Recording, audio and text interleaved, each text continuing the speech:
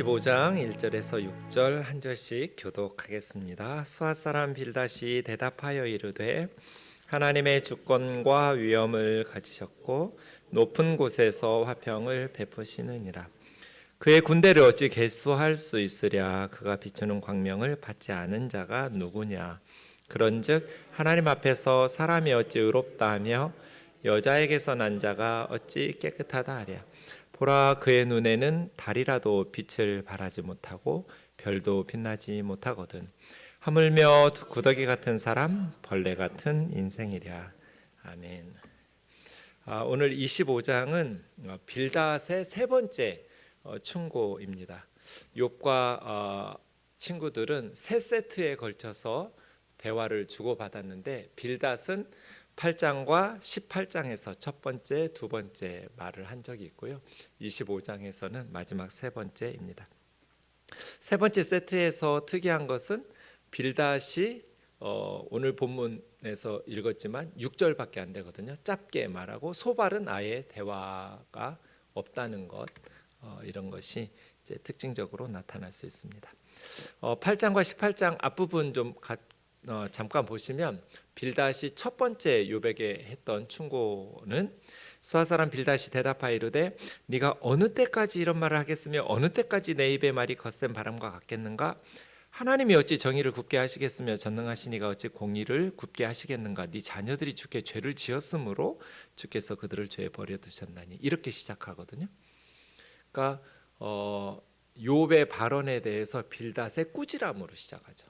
언제까지 그렇게 광풍 같은 말을 쏟아내면서 그렇게 무익한 모든 것들을 다 허물어뜨리는 그런 말들. 하나님은 정의로우신 분인데 어떻게 굽게 잘못된 판결을 내릴 수 있겠는가. 네 자녀들 10명이 죽은 것도 걔들이 죄가 있으니까 죽었지, 이런 식으로 빌닷이 말했습니다. 두 번째 18장에서도 보면 수아 사람 빌닷이 너희가 어느 때 가서 말의 끝을 맺겠느냐. 깨달으라. 그 후에야 우리가 말하리라. 그러니까 욥이 도무지 깨닫지를 못하니까 대화가 안 된다는 거잖아요. 좀 제발 좀 너의 어리석음과 너의 잘못을 깨닫고 우리의 말들을 좀 들으라고.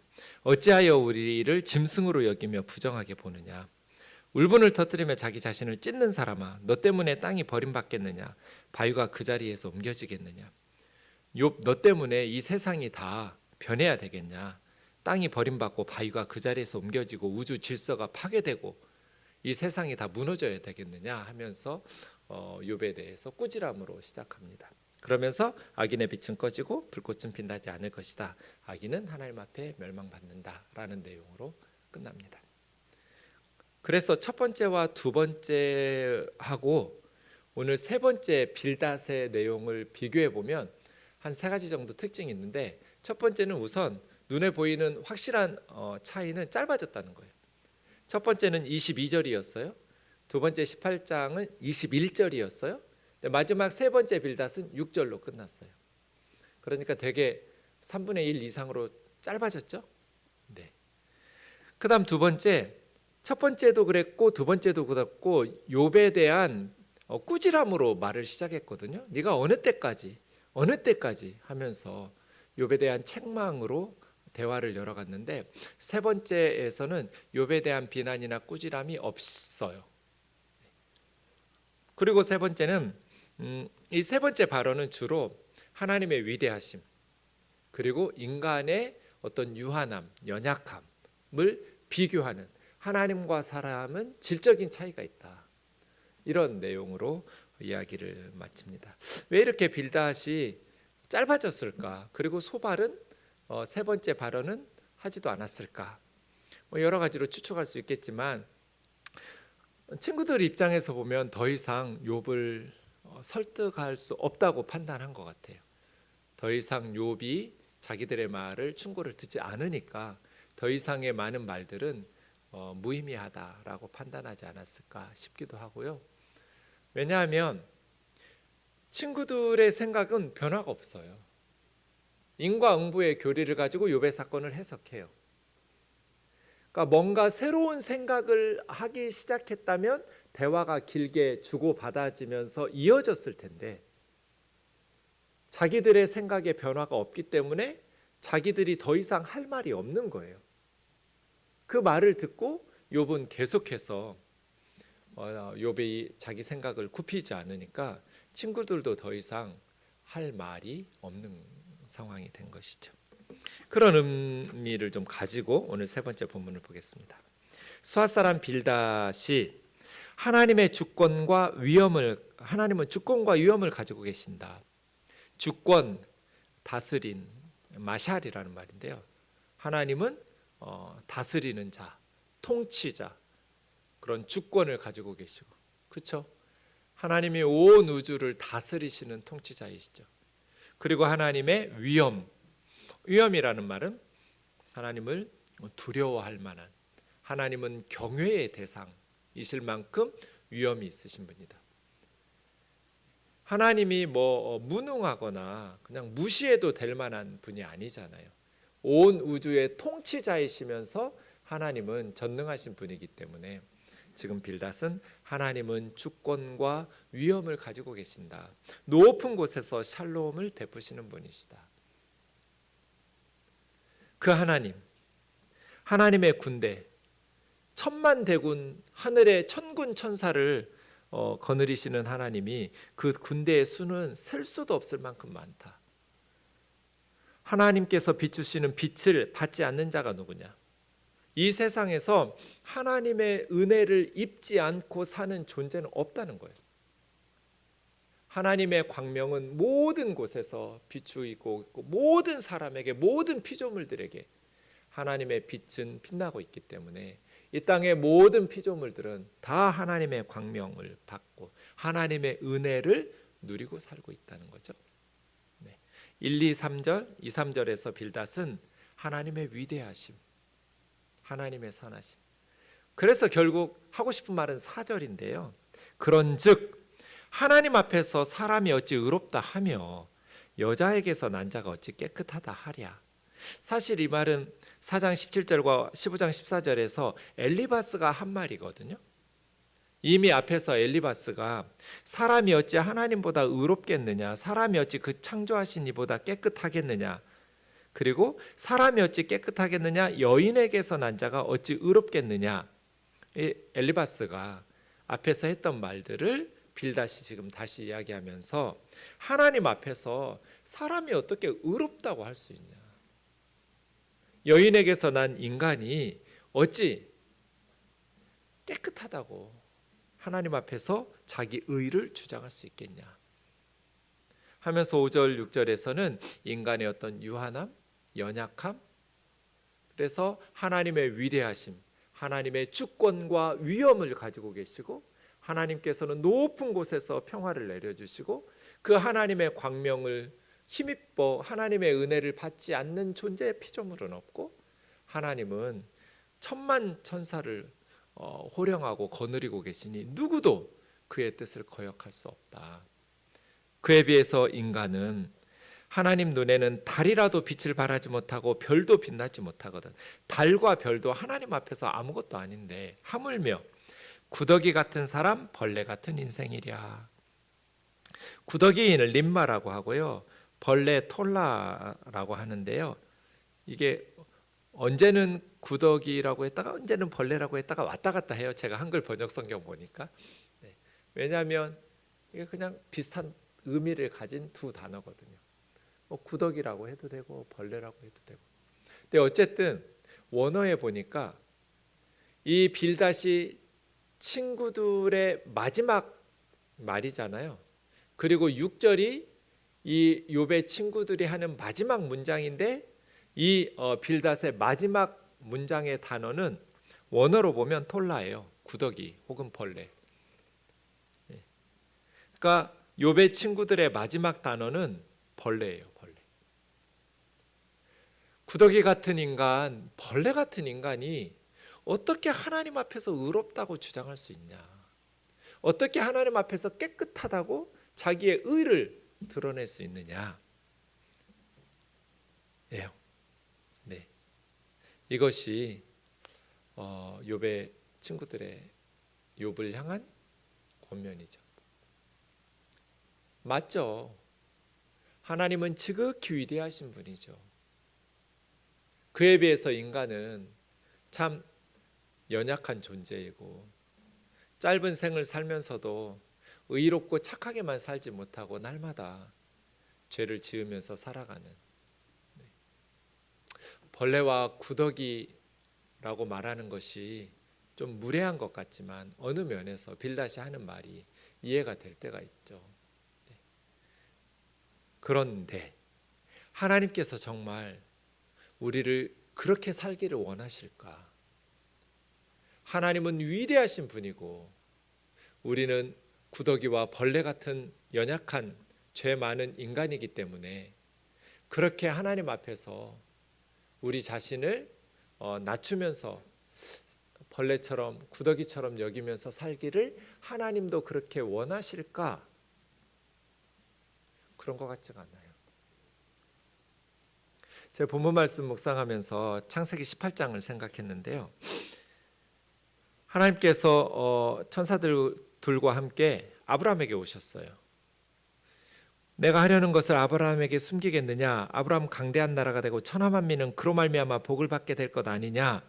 내가 그로 자식과 권속에게 명하여 여호와의 도를 지켜 의와 공도를 행하게 하려고 그를 택하였나니 이는 나 여호와가 아브라함에게 대하여 말한 일을 이루게 하려 함이라. 갑자기 하나님께서 내년 이맘때 사라에게서 아이가 태어나고 그 아이 이름이 이삭이라고 그렇게 수태고지를 해주시면서 갑자기 대화를 바꾸시는데 아브라함을 왜 선택했는지를 말씀하시는 거예요. 그러면서 어떻게 대화를 시작하시는지 17절 보시면 하나님이 하시려는 것을 아브라함에게 숨기겠느냐? 앞으로 하나님께서 뭔가를 하실 계획이에요. 근데 아브라함에게 알려주겠다는 거잖아요. 왜 그럴까요? 너는 알 것 없어. 내가 어련히 알아서 바르게 판단하겠어? 나의 광명을, 나의 은혜를 보지 못하는 사람이 없어. 나는 사람이 아니야. 실수가 없어. 이런 식으로 하시지 않았어요. 하나님 실수 없으신 분 맞죠? 의로우신 분 맞아요. 지극히 위대하신 하나님 맞아요. 그에 비해서 인간은 늘 잘못된 선택을 하기도 하고 판단을 내리기도 하고 실수하기도 하고 죄를 짓기도 하죠. 벌레같이 살기도 해요. 무지하기도 하고 어리석기도 해요. 그럼에도 불구하고 하나님이 아브라함에게 내가 하려는 것을 아브라함에게 숨기지 않고 알려줘야 된다. 이건 뭐예요? 하나님은 아브라함이 하나님 나라를 이 땅에서 펼쳐감에 있어서 그냥 무시하는, 너는 그냥 순종만 해, 내가 알아서 다 할게가 아니라 동등한, 어떤 의미에서는 매우 책임 있는 파트너로 여기고 계셔요. 그냥 자기 뜻대로 다 해놓고 나중에 통보하는 거다고. 내가 앞으로 이렇게 하려고 하는데 내가 너한테 미리 알려줄게, 너에게 숨기겠느냐 하는 거하고 다르죠. 천하 만민이 복을 받게 됐고 내가 아브라함을 통해서 그의 자손들을 통해서 의와 공도를 행하게 하려고 선택하였다 라고 하면서 20절에 소돔과 고모라 얘기하는 거예요. 그러니까 소돔과 고모라를 멸하시고 나서 아브라함에게 이러이러해서 내가 유황불로 심판했다 통보가 아니라 미리 아브라함에게 내가 하려는 일을 아브라함에게 숨기겠느냐 하시면서 하는 말씀하신 거잖아요. 소돔과 고모라에 대한 부르짖음이 크고 죄악이 심히 무거워서 정말 들린 것과 같은지 내가 알아보려 하노라 해서 두 사람들이, 천사가 소돔으로 떠났고요. 하나님은 아브라함 앞에 그대로 계셨고 아브라함이 여호와 앞에 그대로 섰어요. 자, 이제 아브라함은 어떻게 해야 될까요? 소돔과 고모라의 죄악이 크다. 그래서 그들로 인해서 억울한 희생자들의 부르짖음이 하늘에 상달된다. 그래서 정말 그런지 가서 살펴보고 정말 그렇게 소돔과 고모라에게 죄악이 심히 무거우면 심판을 면할 수 없겠죠. 이런 말을 듣고 아브라함이 어떤 행동을 취하는지 놀랍죠. 23절에 보면 하나님께 더 가까이 나가요. 아브라함이 하나님 앞에 더 가까이 앞으로 나가서 주께서 의인을 악인과 함께 멸하시려 하나이까. 의인들도 있고 악인들도 있겠죠. 소돔과 고모라에. 악인들이 심판받는 건 너무나 당연하지만 악인들 때문에 의인들까지 멸망당하는 건 잘못된 거 아니냐는 거예요. 그래서 의인 50명이 있으면 의인 50명을 위해서 용서해 주지 않을 거냐고. 하나님이 의인과 악인을 함께 죽이시면 부당하오며 의인과 악인을 똑같이 취급하시는 것도 부당합니다. 세상을 심판하시는 하나님이 정의롭게 판단해야 하지 않습니까? 의인들은 억울하지 않습니까? 우리가 아는 대로 50명이 좀 너무 많은 것 같아가지고 자신이 없어졌는데 5명 깎아요. 45명. 또 깎아요. 40명, 30명, 20명, 10명까지 깎아내리잖아요. 근데 놀랍게도 하나님께서 아브라함을 책망하지 않으시죠. 하나님은 우리가 하나님 나라를 섬기는 일에 있어서 책임 있는 역할을 하기를 원하세요.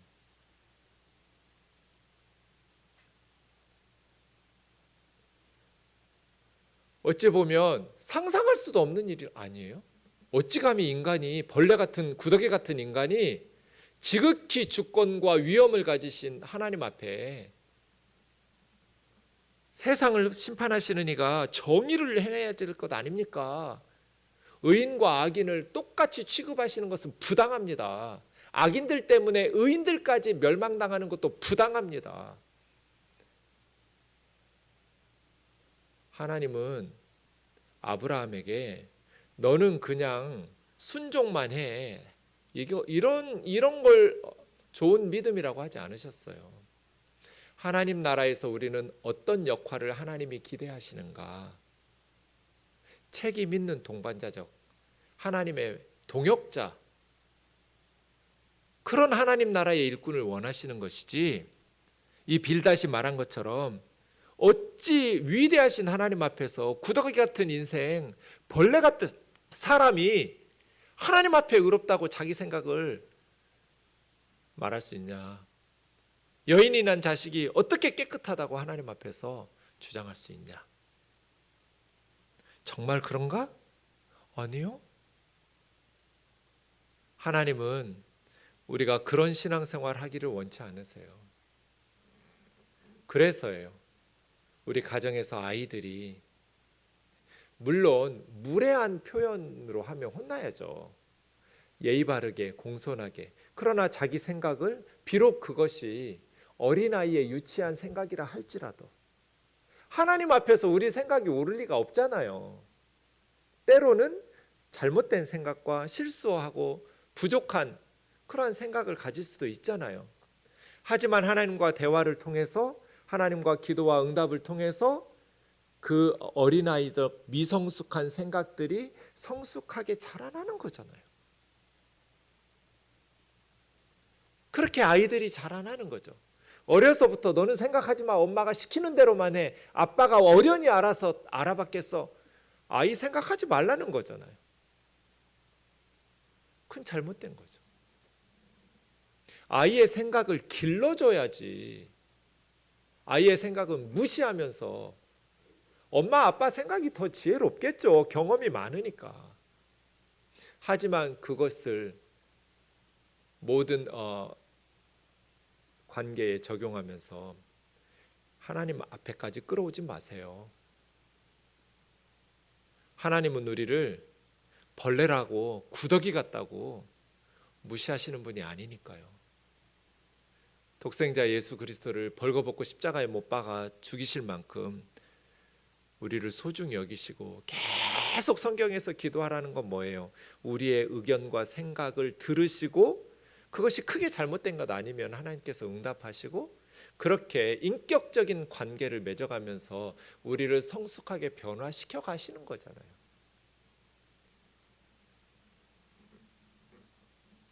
엄마, 나 배고파요. 그래서 배고프다고요. 그러니까 배고파요. 그러니까 배고프니까 엄마가 알아서 주세요. 아니, 너 뭐 먹고 싶은데? 아니요, 엄마가 나보다 나를 더 잘 아시니까 나에게 지금 제일 좋은 거 엄마가 알아서 주세요. 아니, 너 지금 뭐 먹고 싶냐고. 그거 엄마가 들어보고 그게 잘못된 거 아니면, 그래야 아이의 생각이 크는 거 아니에요? 알아서 해주세요 하는데 그 아이의 생각이 자라날 수 있어요? 하나님이 알아서 해주세요. 그럼 기도를 뭐하러 해요? 벌레 같은 인생이니까, 구더기 같은 인생이니까 감히 하나님 앞에서, 아니요, 알아요, 우리가 미성숙한 거. 하지만 하나님은 내가 하려는 일을 아브라함에게 숨기겠느냐? 그를 통해서 천하 만민이 복을 받아야 되는데 소돔 쳐내고 고모라 쳐내고 죄인 쳐내고 벌레 쳐내고 미성숙한 사람 쳐내고 히틀러처럼 유대인 쳐내고 거리에 불황자들 쳐내고 공산주의자 쳐내고 다 쳐내고 게르만 민족의 우수성을 가지고 전 세계를 제패하고, 하나님은 그런 독재자가 아니에요. 미성숙한 거 알아요. 우리 연약한 거 알아요. 하지만 하나님은 우리를 소중히 여기세요. 미성숙한 생각도, 어리석은 생각도 하나님께 기도하면서 말씀을 통해서, 때로는 미성숙하니까 고생하면서 살죠. 여러 가지 시행착오를 겪으면서 살죠. 그러면서 성숙해지는 거죠. 우리 우면동 교회에서 순종이라는 되도 않는 비성경적인 잘못된 순종의 개념을 가지고 사람들의 입을 막고 또 다른 이들의 의견을 무시하는, 그것도 하나님의 이름으로 말하면 우리는 아무 말도 할 수 없어요. 빌닷과 같은 어리석은 조언자가 되지 않기를 바랍니다.